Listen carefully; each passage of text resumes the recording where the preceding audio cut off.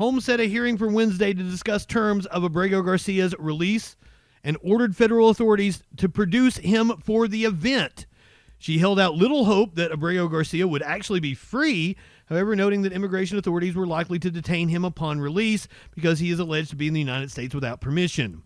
Agent Joseph's testimony of the first male cooperator, a two-time previously deported felon and acknowledged ringleader of a human smuggling operation who has now obtained for himself an early release from federal prison and delay of a sixth deportation by providing information to the government. Did you hear that?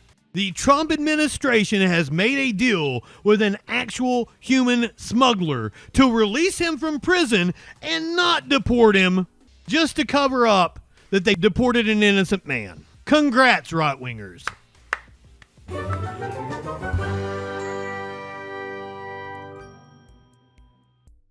The government on Sunday appealed a federal judge's order to the release of Kilmar Abrego Garcia, pending trial on human smuggling charges, another chapter in the saga of the Maryland father who had been erroneously deported to El Salvador. The Trump administration admitted having mistakenly deported Abrego Garcia in March, and the Supreme Court ordered it to facilitate his return. Upon his return this month, though, Abrego Garcia was hit with federal charges of conspiracy to unlawfully transport illegal immigrants for financial gain and unlawful transportation of illegal immigrants for monetary gain. He pleaded not guilty. Abrego, like every person arrested on federal charges, is entitled to a full and fair determination of whether he must remain in federal custody pending trial. This is according to U.S. Magistrate Barbara D. Holmes. The court will give Abrego the due process that he is guaranteed. The government quickly filed a request to stay the order and keep Abrego Garcia in custody, a filing that made it clear it would again subject him to deportation proceedings.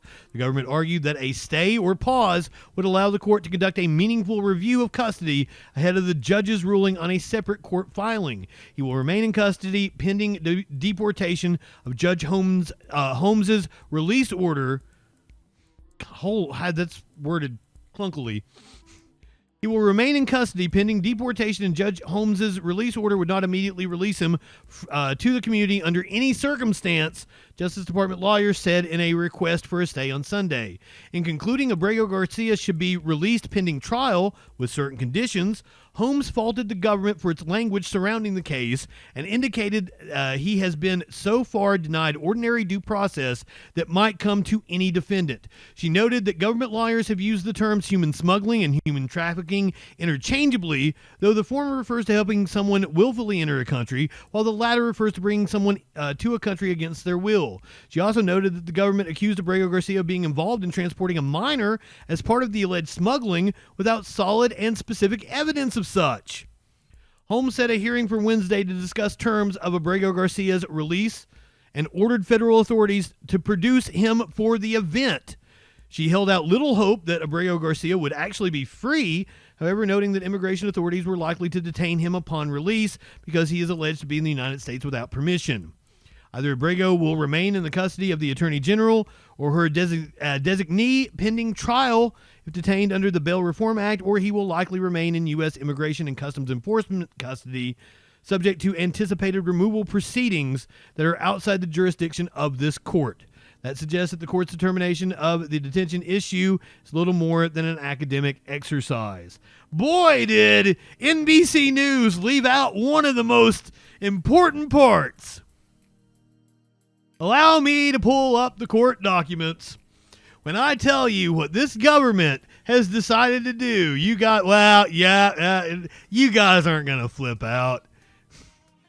You guys know. Here's the court document. The court gives little weight to this hearsay testimony, double hearsay, through Specia, Agent Joseph's testimony of the first male cooperator, a two-time previously deported felon and acknowledged ringleader of a human smuggling operation who has now obtained for himself an early release from federal prison and delay of a sixth deportation by providing information to the government. Did you hear that?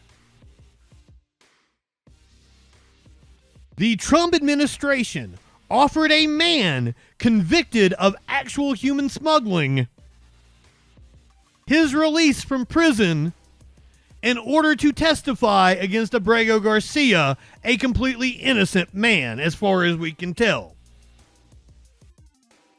Nor do the hearsay statements of the second male cooperator on this issue fare any better, as his requested release from jail and delay of another deportation depends on providing information the government finds useful. Even without discounting the weight of the testimony of the first and second male cooperators for the multiple layers of hearsay, their testimony and statements defy common sense.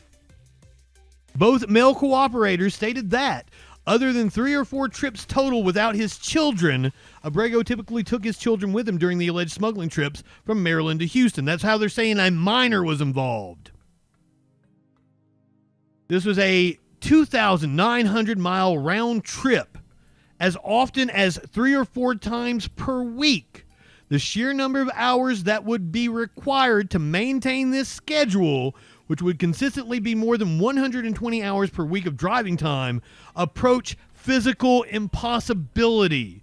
For that additional reason, the court finds that the statements of the first and second male cooperators are not reliable to establish that this case involves a minor victim.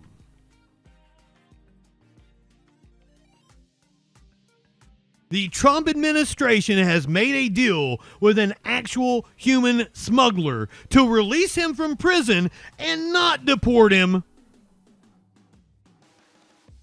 just to cover up that they fucked up and deported an innocent man. Congrats, right-wingers.